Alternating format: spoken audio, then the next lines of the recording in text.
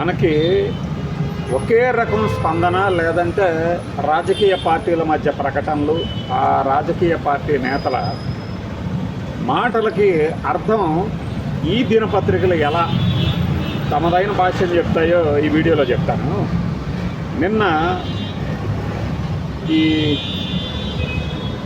Gannavaram MLA నిన్న ఒక press meet పెట్టాడు, లేదంటే ఒక సమావేశంలో మాట్లాడాడు.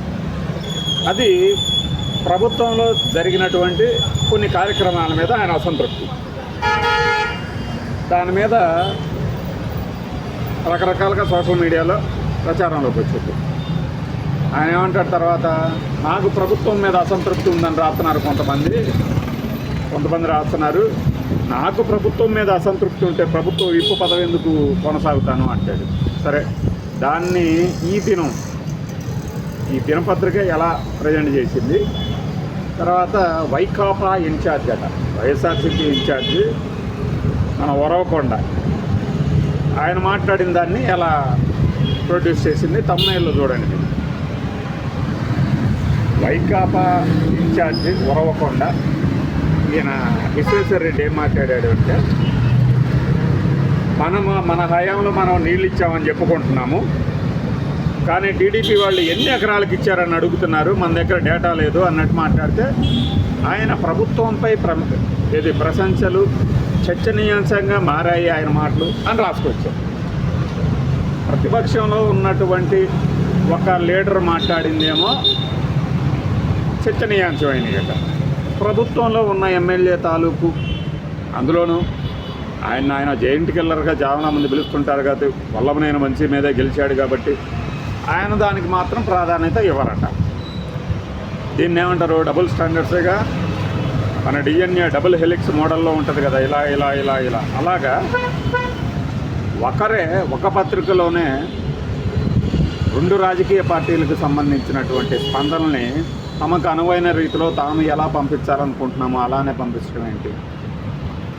ఇప్పుడు నా ప్రత్యర్థికి డబ్బులు ఇచ్చినటువంటి అతనికి ఈ కాంట్రాక్ట్ ఇచ్చారు అని ఆయన ఆరోపించాడు.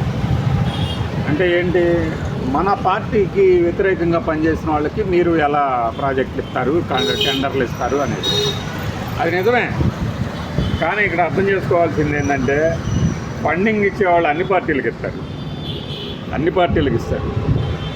ఒక్క వల్లభనేని వంశీకి ఇచ్చాడు కాబట్టి అతను ఎల్లకాలం వైఎస్ఆర్సీపీకి ఫండింగ్ ఇచ్చే క్యాండిడేట్గా చూడటం అనవసరం. కానీ ఆయన చేసిన కామెంట్లని ఎవడో దుష్ప్రచారం చేశారు అంటే, మీరు మాట్లాడిన మాటలని యథాతథంగా చూపించారు. దానిని ఎవరైనా లేదు ఇతనేదో పార్టీ మారబోతున్నాడు అన్న కోణంలో ఎవరైనా విశ్లేషిస్తే అది తప్పు. కాకపోతే దానికి సంబంధించి సోషల్ మీడియాలో దుష్ప్రచారం చేసే ఛానల్స్ అంటే అది ఆయన పేరు కూడా ఆయనే చెప్పాల్సింది, వెంటనే అర్థమవుతుంది జనాలకి ఎలాంటి ఛానళ్ళు ఇలాంటి పనులకు పాల్పడతాయి అనేది వెంటనే అర్థమవుతుంది. ఎందుకంటే అతను ఒక డెవలప్మెంట్ కౌన్సిల్లో మెంబర్గా ఉన్నప్పుడు మాట్లాడకుండా ఎలా ఉంటాను అని ఆ ఎమ్మెల్యే గారు అన్నారు. కరెక్టే కదా, మరి మాట్లాడకుండా ఎలా ఉంటారు. అదే సమయంలో దానిని డౌన్గ్రేడ్ చేసి మాట్లాడితే, అంటే వాస్తవాలుగా మాత్రమే మనం మాట్లాడుతున్నాము అని చెప్పినప్పుడు యువతల పక్క ఇన్ఛార్జ్ ఏం మాట్లాడాడు, ఉరవకొండ మన విశ్వేశ్వర రెడ్డి కూడా ఏం మాట్లాడాడు అనేది విశ్లేషించి హెడ్డింగ్ పెడితే బాగుండేది. అలా కాకుండా ఎస్ఆర్సీపీ వాళ్ళేమో తీవ్రంగా మండిపడుతున్నారు జగన్మోహన్ రెడ్డి ధోరణి మీద. జగన్మోహన్ రెడ్డి మీద వాళ్ళకే అసంతృప్తి ఉంది అనే ఒక ఫీలింగ్ వదులుదామని జనంలోకి. కుదురుతుంది అట్లా అంటే, మంచి చెడులు విశ్లేషించడం కాదు, కానీ వాళ్ళు మాట్లాడిన మాటలని, అర్థాలని, పరమార్థాలని విశ్లేషించడంలో అందరూ ముందున్నారు. ఇప్పుడు రచ్చబండ దగ్గర కూర్చున్న వాళ్ళే ఇంకా ఎక్కువగా మాట్లాడతారు అందులో అసలైన అర్థాన్ని మనకంటే కూడా. ఆ కోణంలో చూస్తున్నప్పుడు ఈ పత్రికల తాలూకు ఏమంటారు ఉత్సాహాన్ని చూస్తే జాలేస్తుంది. ఈ రోజున వైజాగ్లో ఆయన రాబోతున్నాడు కదా జగన్మోహన్ రెడ్డి గారు, దాని గురించి ఏం రాస్తారు మనం చాలా ఈజీగానే అంచనా వేయచ్చు కదా. మనం రాత్రికి పెడతాంగా డిబేటర్లు, ఏదో బల ప్రదర్శన, ఇది అది అసలు పరామర్శ యాత్రలాగా ఉందా, అలా ఉందా, ఇలా ఉందా, ఇంకా మామూలే కదా. ఆ సందర్భంగా ఇది ఒక చిన్న కట్టెన్ రైజర్ అనుకోండి. వాళ్ళు వ్రాయబోయే వ్రాతలకు, మాట్లాడబోయే మ్రాటలకు, ఈరోజు 7 గంటలకి మాట్లాడబోయే మ్రాటలకి ఇది చిన్న కట్టెన్ రైజర్ టీజర్ అనుకోండి. ఇది ఇలా ఉంటాయి వార్తలు. రెండు డిఫరెంట్ ఇష్యూలు. పర్స్పెక్టివ్, అవతల వారి పర్స్పెక్టివ్ ఎలా ఉండాలి అనేది కూడా మనమే డిసైడ్ చేస్తాం, మనమే రాస్తాం. ఇది ఏ నిజము, మీరు వేరేది నమ్మవద్దు అని. అలానే ఉంది కదా మరి. వల్లభనేని వంశీతో ఇప్పుడు అతనికి శత్రుత్వం ఉందా, మిత్రుత్వం ఉందా కాదు, ప్రత్యర్థి పార్టీలు కదా. నా ప్రత్యర్థికి ఫండింగ్ ఇచ్చినప్పుడు ఇది ఎలా కుదురుతుంది, ఎలా ఇస్తారు అంటారు. కానీ ఈ మాట మాట్లాడటంతోనే ఆయన ఇంకొక విషయం కూడా చెప్పాడు ఓపెన్గా. అంటే చెప్పకనే చెప్పడం, కాంట్రాక్ట్లు అనేవి అధికార పార్టీకి అనుకూలంగా ఉన్న వాళ్ళకే ఇవ్వాలా, అది ప్రశ్న. అధికార పార్టీకి అనుకూలంగా ఉండటం అనేది కాంట్రాక్టర్లు గారు లేకపోతే వ్యాపారవేత్తలు గారు వాళ్ళు అలవరుచుకున్నారు. అందులో సందేహమేమీ లేదు, వాళ్ళు అలవరుచుకున్నారు. అది కాదు అంటే మీకు టెండర్లు ఖరారైనా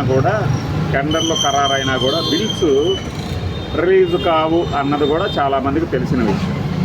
ఇంత తెలిసి కూడా నా ప్రత్యర్థికి ఫండింగ్ ఇచ్చిన అతనికి ఫలానా అది ఇస్తారా, ఇది ఇస్తారా, దట్టు పర్సంటేజ్ చూస్తే ఇంకా మిగిలిన పనులకి 200 కోట్లు ఎలా కట్టబెడతారు, ఇవన్నీ ఒక రకమైన కంఠశోషగా మిగులుతుంది. దానిని అనువుగా మార్చారు కొంతమంది. వాళ్ళకు అనువుగా నేనేదో ప్రభుత్వం మీద విమర్శలకు దిగుతున్నాను అని అనేలాగా చేస్తున్నారు. అది తప్పు. నాకు ప్రభుత్వం మీద అసంతృప్తి లేదు. కానీ నేను ఈ విషయాలు ఇప్పుడైనా మాట్లాడకపోతే ఎలా అనేది ఆయన ఆ ఎమ్మెల్యే గారి, గన్నవరం ఎమ్మెల్యే గారి ఆవేదన. ఇది అంటే ఆయన చెప్పినట్టు చెప్పాలి. మరి ఇక్కడ అదే రకమైన ధోరణి విశ్వేశ్వరరెడ్డి విషయంలో కూడా చేసినట్టయితే చక్కగా ఉండేది. కానీ మనం అలా చెయ్యం కదా. అలా చేస్తే మన పత్రిక ఎలా ఉంటుంది, కరపత్రికగా ఉండాలంటే ఇలా చేయాలి. లేదనుకోండి మరి మనం ఏమంటారు, ఆ గమనాను ఇంద్రసేన చౌదరి, నిన్నటిదాకా ఇంద్రసేన నాయుడు, ఇవాళ ఇంద్రసేన చౌదరి వీళ్ళకి ఫండింగ్ ఎవరిచ్చారు అని అడుగుతుంటే ప్రశ్నలు సమాధానాలు ఇవ్వట్లేదంట. పోనీ చెప్పాల్సింది కదా, ఫలానా సమాధానం ఇవ్వండి మాకు. దాని గురించి మనం వేరే వీడియోలో చక్కగా మాట్లాడుకుంటాం. ఆ ఎంక్వైరీ జరుగుతున్న తీరు వీళ్ళు పక్కనే ఉండి చూసినట్లు రాసిన తాలూకు ఆ దినపత్రికల తాలూకు సౌభాగ్యం గురించి